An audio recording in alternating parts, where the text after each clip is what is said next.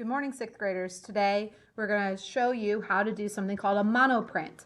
That's where we create a print or a transfer of an image onto a piece of paper. To start, you're going to need a white sheet of drawing paper for art today, a photograph of a door, one of your choosing, and these are all doors from Marietta. We're focusing on what a door symbolizes today. It can be a symbol of welcome. It's a symbol of a new beginning as you enter into something, for example, a home, or even an exit, right? So there's lots of different emotions and connotations tied to a door. You're going to need a piece of tape to tape down your drawing, and you're going to need 2 colors of oil pastels, just 2. So because our transfer might appear light, right? 2 or 3, I'm going to avoid things like a super bright yellow or a white because it's not going to show up really well. But let's say I pick something like a medium blue and maybe let's do a violet here, a purple. So step 1, get this, on the photograph, right? You're on the photo portion of your drawing. I'm flipping my I'm flipping my paper over, and I'm going to turn my pastel on its side, and I'm going to color till I'm covering most of that white space. So I did 1 color down the center where my door would be, and then I'm taking my other color of oil pastel here, a purple, and I'm going around that outside of where my door is. Then maybe, yes, I need a 3rd color. So let's take maybe this magenta here. I'm overlapping, I'm layering them. I don't have to go all the way to the edge of my paper so I don't color my table, whoops, by accident. That shouldn't take more than about 2 minutes, folks, for you to get that covered.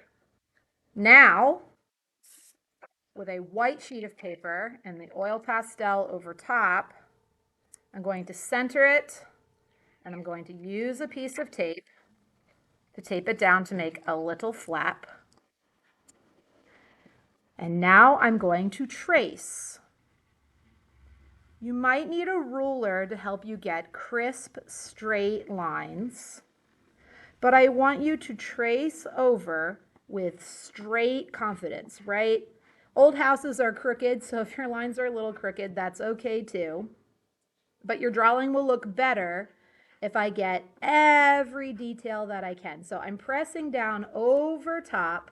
I'm making sure my lines are super straight. Again, use a ruler. I forgot one for my demo here, but they'll be in the center for you. And what's happening on the other side? Well, check it out. My image is transferring. Look at that. So every line that I press is going to the other side of my paper. So not only can I trace and draw all of the lines, but I can also shade. Look, I'm going to color in with my pencil here, back and forth and back and forth and back and forth. And that will also shade there. So not only am I going to trace my lines, I'm also going to add shaded texture. Some areas I'm going to leave white, and some areas I'm going to color in with that cross hatching. So here I'll cover down 1/2. I'm going to trace the letter box. That's where the mail would go. And look at that, it shows up on the other side. I'm going to continue this process, students, of tracing and cross hatching. That's the texture with my pencil. These little reeds here, I'll just symbolize by creating a swirl around with my pencil. Just like that.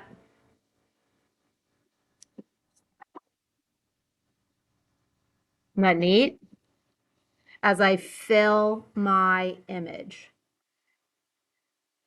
I'm showing you this in case, it is the season. My kids get sick from daycare, and if you're here with a substitute teacher, I want you to follow the directions from my video and do this yourself. You can do it. Just imagine you're following a tutorial for anything, right? You're watching along with the video, replaying as needed so that you can create an artwork of your own. And yes, I'm going to try and get all the things on the outside of the walls around my door, including the lantern, some of the bricks. The more details you draw and the more you color and shade and crosshatch, the better results of your image you're gonna get. It will be a more interesting, here I'm drawing some of my brick, picture. So you gotta work quickly and you gotta be tenacious. That means stick with it so that you can build that whole image. And look how far I got in just 5 minutes, right? So step one, choose a photo, cover it with oil pastel, just 2 or 3 colors, right? Step two, taped it and I traced it. Step three, I'm adding cross hatching to get my image. At the end of class, when you clean up with your sub, I'm going to add my name to the bottom of my paper. I'm going to put oil pastels back in their assigned spot, not leaving anything in my pencil bin, no mess in there. Put everything back where it needs to go so that it's neat for when I return to class, right? Make sure everything goes back. So tape return, pastel return, artwork in red bin. Good luck, sixth graders. Let's give this a try.